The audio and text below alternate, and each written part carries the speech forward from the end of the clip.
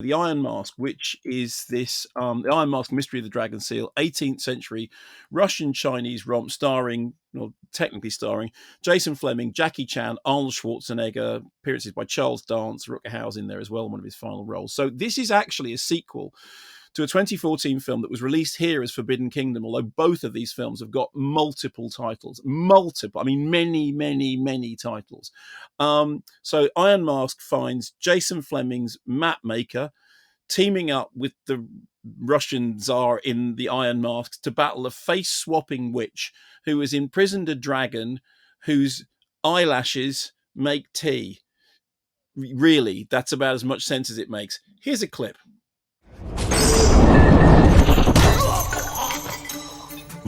Sorry. Coke!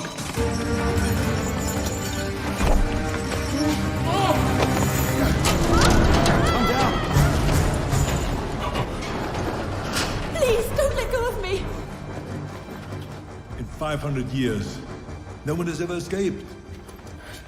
Go back to your cells. You want to jump? Come on, go back to your cells. Do you think I'm joking?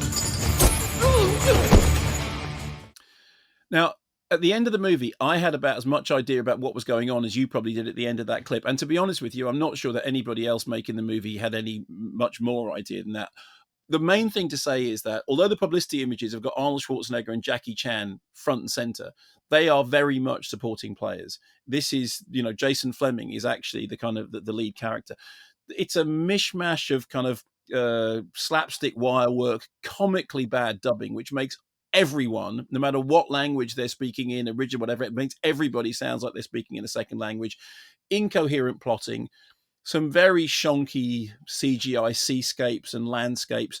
And weirdly enough, I had to kind of look this up because I couldn't quite figure it out. But the film was designed, actually shot in 3D, which kind of explains why when you watch it on a flat screen, it's bizarre because there are these things pointing at the screen, and there's a bit when a fish flies out of the water and it kind of flies towards the screen, and there's another bit with all these sort of angry fairies that fly towards the screen. You go, oh, of course, that's why. It's because it was built as a 3D film, and now I'm watching it in a format for which it's not designed.